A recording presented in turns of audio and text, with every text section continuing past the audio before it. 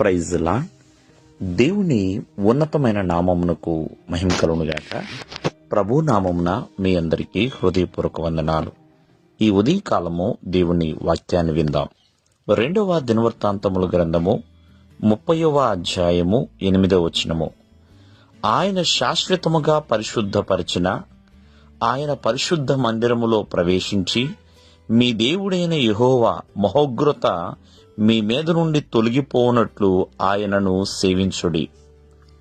ప్రియమైన వర్లారా, ఇక్కడ మనము జాగ్రత్తగా ఆలకిస్తే హిజ్కియా యెరూషలేము వారితోనూ అలాగే ఎఫ్రాయిము మనష్షే వారితోనూ ఇలా కొంతమంది ప్రజలతో మరి హిజ్కియా తెలియచేస్తున్న మాట ఏంటంటే, ప్రియమైన వర్లారా, ప్రభు యొక్క మందిరములో ప్రభువుని ఆరాధించండి, సేవించండి అని.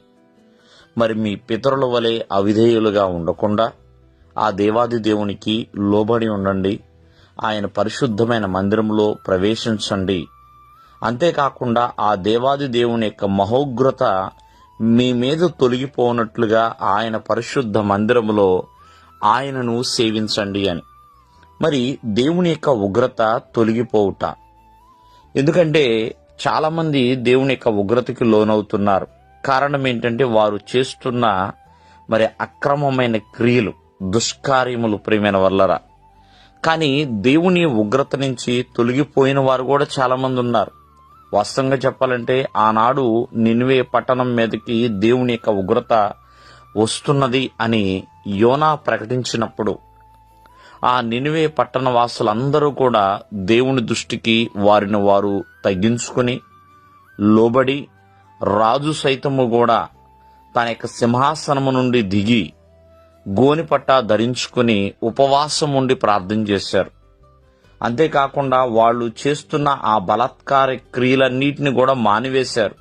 ఆ చెడు క్రియలన్నీ ఆపుకున్నారు. ప్రియమైన వర్లరా, మరి దేవుని యొక్క శాంతినే వారు కోరుకున్నారు తప్ప దేవుని యొక్క ఉగ్రతని వారు కోరుకోలేదు. అందుకనే నినివే పట్టణము నశించిపోకుండా, అలాగే దేవుని దృష్టికి వారు చేసిన ప్రార్థన అనుకూలముగా ఉంది కాబట్టి తప్పించబడింది. కావున దేవుని యొక్క ఉగ్రత నుంచి మనము తప్పించబడాలన్నా ఆయన పరిశుద్ధ స్థలములో ప్రవేశించాలి. అంతేకాకుండా ఆయన పరిశుద్ధ మందిరములో, ప్రియమైన వర్లరా, చక్కగా ఆయనను సేవించేవారిగా ఉండాలి. మనము లెక్కలేని దినములు దేవుణ్ణి మర్చిపోయేవారిగానో, దేవుని సన్నిధికి దూరమైపోయేవారిగానో ఉండకూడదండి. జాగ్రత్త ఆలకించండి. మరి ఎందుకంటే ప్రతి ప్రకటన కూడా, ప్రతి సమాచారము, ప్రతి వర్తమానము కూడా మనకి చాలా ప్రాముఖ్యమైనది. యోనా ప్రకటన విన్న నినివే పట్టణము దేవుని ఉగ్రత నుంచి తప్పించబడింది.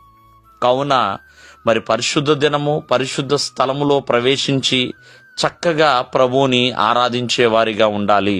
దేవుడు మిమ్మల్ని ఆశీర్వదించునుగాక. ఆమేన్.